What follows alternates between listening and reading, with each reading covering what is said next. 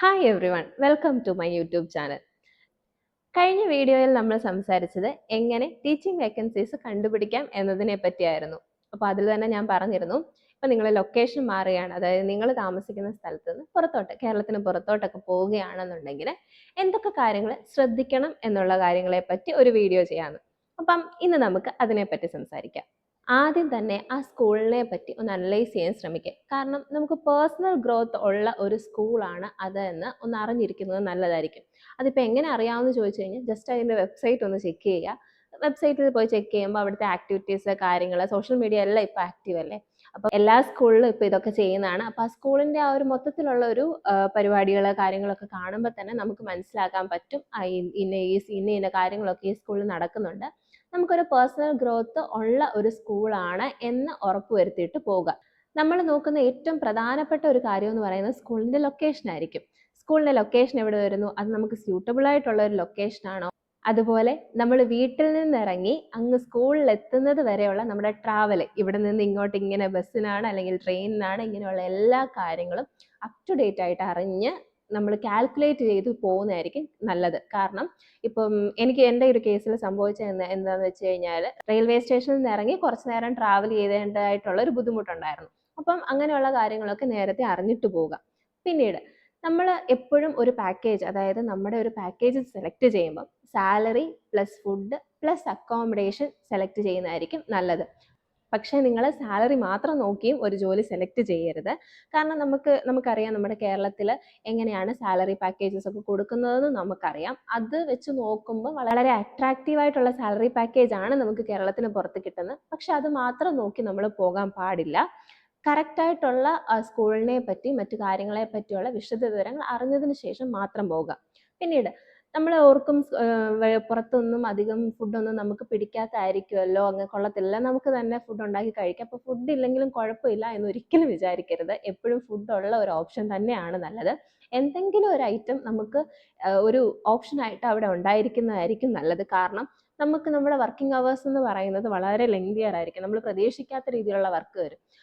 ആ സമയത്ത് വന്ന് കുക്ക് ചെയ്ത് കഴിക്കാന്നൊക്കെ പറയുന്നത് കുറച്ച് ബുദ്ധിമുട്ടായിട്ട് വരും. അല്ലെങ്കിൽ വീക്കെൻഡ് എന്ന് പറയുന്നത് ചിലപ്പം കാണാൻ സാധ്യതയില്ല. സെക്കൻഡ് സാറ്റർഡേ പോലും വർക്ക് ചെയ്യുന്ന സ്കൂൾസാണ് ഞാൻ കണ്ടിട്ടുള്ളത്. അതുപോലെ തന്നെ അതുകൊണ്ട് നിങ്ങൾ ഫുഡുള്ള ഓപ്ഷൻ തന്നെ എടുക്കുക. നെക്സ്റ്റ് അക്കോമഡേഷൻ നമ്മൾ ഇവിടുന്ന് ട്രാവൽ ചെയ്യുന്നത്, അങ്ങനെയുള്ള കാര്യങ്ങളൊക്കെ തന്നെ നമുക്കൊരു നല്ലൊരു ചിലവാണ്. അവിടെ പോയി റെന്റ് കൊടുത്ത് താമസിക്കേണ്ടി വരുന്നത് ഒരിക്കലും നമുക്ക് ഫിനാൻഷ്യലി അത്ര നമുക്ക് ബെയർ ചെയ്യാൻ പറ്റുന്ന ഒരു കാര്യമല്ല. അതുകൊണ്ട് അക്കോമഡേഷൻ കൂടെ ഉള്ളതെടുക്കുക. അക്കോമഡേഷൻ ഏത് ടൈപ്പാണ് എന്ന് അന്വേഷിക്കുക. സ്കൂളിൻ്റെ അടുത്ത് തന്നെ ഉള്ളതാണോ, അല്ലെങ്കിൽ ഹോസ്റ്റൽ ഫെസിലിറ്റി ആണോ, അല്ലെങ്കിൽ അക്കോമഡേഷനിൽ നിന്ന് എത്ര ദൂരമുണ്ട്, അങ്ങനെയുള്ള അക്കോമഡേഷൻ ഡീറ്റെയിൽസും കാര്യങ്ങളും ഒക്കെ അറിഞ്ഞു വെക്കുക. മെയിൻ ഒരു കാര്യം എന്ന് പറയുന്നത്, നമ്മുടെ അക്കോമഡേഷനിൽ നിന്നും നമുക്ക് നമ്മുടെ നിയർ ബൈ ഷോപ്സ്, ഹോസ്പിറ്റൽ, അവിടേക്കുള്ള ദൂരം, അവിടേക്കുള്ള ട്രാവൽ എങ്ങനെയായിരിക്കും, ബസ്സിന് പോകാൻ പറ്റും, ഓട്ടോ പിടിച്ച് പോകണോ, ഇങ്ങനെയുള്ള കാര്യങ്ങളെല്ലാം തന്നെ നിങ്ങൾ അറിഞ്ഞിരിക്കുക. അക്കോമഡേഷനെ പറ്റി പറയുന്നതിൻ്റെ കൂട്ടത്തിൽ പറയേണ്ട മറ്റൊരു കാര്യം എന്ന് പറയുന്നത്, നിങ്ങൾക്ക് അതർ യൂട്ടിലിറ്റി ബിൽസ് എന്തെങ്കിലും വരാം, അതായത് ഇലക്ട്രിസിറ്റി ബില്ല്, വാട്ടർ ബിൽസ്, അങ്ങനെ എന്തെങ്കിലും കാര്യങ്ങൾ സെപ്പറേറ്റഡ് ആയിട്ട് വരാൻ ചാൻസ് ഉണ്ടോ എന്ന് ചോദിക്കുക. കാരണം നമുക്ക് പിന്നെ അവിടെ ചെന്നിട്ട് അതിലൊരു കൺഫ്യൂഷൻ ഉണ്ടാവുന്നതിനെക്കാട്ടി നല്ലത് ഇവിടെ നിന്ന് അത് ക്ലിയർ, നമ്മൾക്കത് ഓക്കെ ആണെന്നുണ്ടെങ്കിൽ അത് അക്സെപ്റ്റ് ചെയ്യുക, ഇല്ലെങ്കിൽ നമുക്ക് ഓക്കെ അല്ലാന്നുണ്ടെങ്കിൽ നമ്മളത് പറയുക. കാരണം അത് ക്ലിയർ ചെയ്തിട്ട് പോകുന്നതായിരിക്കും നല്ലത്. കാരണം നമ്മൾ റെന്റ് ഫ്രീ ആണ് എന്ന് പറഞ്ഞിട്ട് ചിലപ്പോൾ മേ ബി ഇതൊക്കെ ചാർജ് ചെയ്യാനുള്ള ചാൻസസ് സം കേസസിൽ കാണും. അതൊന്ന് ക്ലിയർ ചെയ്തിട്ട് പോവുക. മറ്റൊരു കാര്യം എന്ന് പറയുന്നത്, നമ്മൾ പോകുന്നതിന് മുമ്പ് തന്നെ എന്താണ് അവരുടെ കോൺട്രാക്ട്, എന്താണ് അവരുടെ ടേംസ് ആൻഡ് കണ്ടീഷൻസ്, ബോണ്ട് ഉണ്ടോ, അങ്ങനെയുള്ള കാര്യങ്ങൾ, ഏതൊക്കെ സർട്ടിഫിക്കറ്റ്സ് നമ്മൾ സബ്മിറ്റ് ചെയ്യണം, അങ്ങനെയുള്ള കാര്യങ്ങളെല്ലാം ഡീറ്റെയിൽഡ് ആയിട്ട് അറിഞ്ഞിട്ട് പോവുക. അതുപോലെ തന്നെ നമ്മുടെ കോൺട്രാക്റ്റിൽ വരുന്ന ഒരു കാര്യം തന്നെയാണ് നോട്ടീസ് പീരീഡ് എന്ന് പറയുന്ന കാര്യം.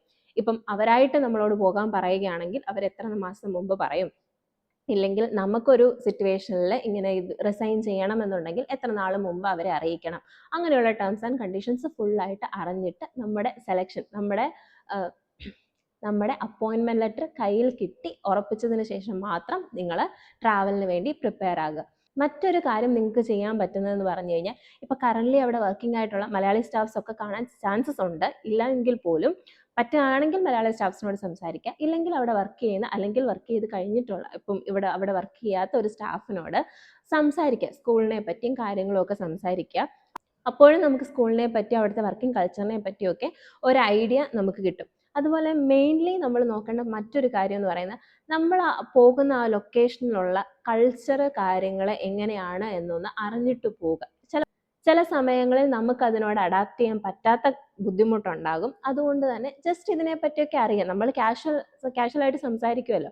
സ്റ്റാഫിനോട് സംസാരിക്കാനുള്ള ഒരു അവസരം കിട്ടിക്കഴിഞ്ഞാൽ ഇല്ലെങ്കിൽ അവരോട് തന്നെ സംസാരിക്കുക. അങ്ങനെയുള്ള കാര്യങ്ങൾ ആരാണോ നമ്മളെ കോൺടാക്ട് ചെയ്യുന്നത് അവരോട് തന്നെ സംസാരിക്കാൻ ചാൻസ് കിട്ടുകയാണെങ്കിൽ നിങ്ങൾ അതിനെ പറ്റിയും കൂടെ സംസാരിക്കുക. ഇങ്ങനെയുള്ള ഓരോ മൈന്യൂട്ടായിട്ടുള്ള കാര്യങ്ങൾ പോലും ശ്രദ്ധിച്ചിട്ട് അറിഞ്ഞിട്ട് മാത്രമേ പോകാവൂ. കാരണം നമ്മൾ ഇവിടുന്ന് ഒരു എഫേർട്ട് എടുത്തിട്ടാണ് പുറത്തോട്ട് പോകുന്നത്. നമുക്ക് ഇൻ ബിറ്റ്വീൻ തിരിച്ച് നിർത്തിയിട്ട് വരാനുള്ള ബുദ്ധിമുട്ടുകളോ അല്ലെങ്കിൽ നമുക്ക് എപ്പോഴും എല്ലാ അവധിക്ക് പോലും ചിലപ്പോൾ നാട്ടിലോട്ട് വരാൻ പറ്റുന്നുണ്ടാവത്തില്ല. ഇങ്ങനെയുള്ള എല്ലാ കാര്യങ്ങളും അറിഞ്ഞിട്ടും ചോദിച്ചിട്ടും മാത്രം പോകുക. മാക്സിമം എല്ലാ ഡീറ്റെയിൽസും ആലോചിച്ചിട്ട് പോവുക. നമുക്ക് നമ്മുടെ ഒരു ഇതെന്ന് പറയുന്നത് ഓക്കെ പഠിച്ചു കഴിഞ്ഞാൽ ഉടനെ ജോലി കിട്ടണം എന്നുള്ളതാണ്.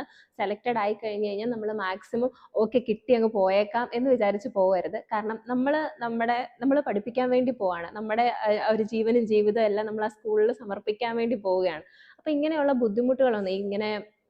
ബുദ്ധിമുട്ടുകൾ കാര്യങ്ങൾ ഒന്നും ഉണ്ടാവാതെ നമ്മളുടെ സ്മൂത്തായിട്ട് ആ കാര്യങ്ങൾ പോകണം എന്നുണ്ടെങ്കിൽ ഈ കാര്യങ്ങളൊക്കെ അറിഞ്ഞിട്ട് ഒന്ന് പോകാൻ ശ്രമിക്കുന്നതായിരിക്കും ഏറ്റവും നല്ലത്. മൈന്യൂട്ടായിട്ടുള്ള കാര്യങ്ങൾ വരെ ഞാൻ പറഞ്ഞിട്ടുണ്ട്. മറ്റൊന്നുമല്ല, ഇപ്പം നമുക്ക് തോന്നും ഇതൊക്കെ സിമ്പിൾ അല്ലേ, ഓക്കെ അവിടെ ചെന്നിട്ട് ഡീല് ചെയ്യാം എന്ന് തോന്നുമായിരിക്കും.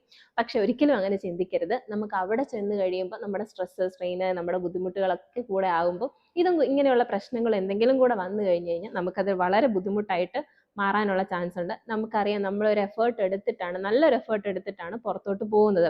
നമ്മൾക്ക് അതിനു വേണ്ടി നമ്മൾ ഫിസിക്കല്, ഫിനാൻഷ്യല്, മെന്റൽ ബുദ്ധിമുട്ടുകൾ എല്ലാ കാര്യങ്ങളും നമ്മൾ ബെയർ ചെയ്തിട്ടാണ് നമ്മൾ പുറത്തോട്ട് പോയി താമസിക്കാൻ വേണ്ടിയിട്ട് പോകുന്നത്.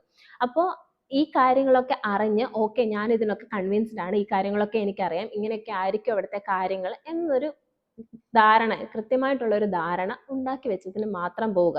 നമുക്ക് ചിലപ്പോൾ വെക്കേഷൻ ടൈമിൽ പോലും ടൈംസ് വരാൻ സാധിക്കത്തില്ലായിരിക്കും, നമ്മുടെ ട്രാവലിന്റെ ബുദ്ധിമുട്ട് കൊണ്ട്. ഇത്രയും കാര്യങ്ങളൊക്കെ കേട്ട് ആരും പേടിക്കൊന്നും വേണ്ട. ഞാൻ എൻ്റെ വീട്ടിൽ നിന്ന് പോയി വന്ന് ജോലിക്ക് പോയിക്കോളാം പറയൊന്നും വേണ്ട.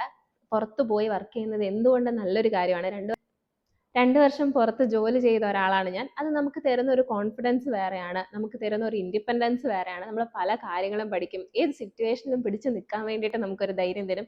അങ്ങനെ ഒരുപാട് കാര്യങ്ങൾ നമുക്ക് പുറത്ത് പോയി നമ്മൾ ഇൻഡിപെൻഡൻ്റ് ആയിട്ട് നിന്ന് വർക്ക് ചെയ്യുമ്പോൾ നമുക്കുണ്ടാവും. ഒന്ന്, ഫിനാൻഷ്യൽ ഇൻഡിപെൻഡൻസ് നമുക്കുണ്ടാവും. അതുകൊണ്ട് തന്നെ പുറത്തു പോകാൻ ആഗ്രഹിക്കുന്നവർ ഇങ്ങനെയുള്ള കാര്യങ്ങളൊക്കെ ശ്രദ്ധിച്ച് പുറത്തു പോവുക. എല്ലാവർക്കും എൻ്റെ ഓൾ ദി ബെസ്റ്റ്. എല്ലാം നല്ലതായി വരട്ടെ. അപ്പോൾ വീഡിയോ ഇഷ്ടപ്പെട്ടെങ്കിൽ like, share and subscribe. Thank you.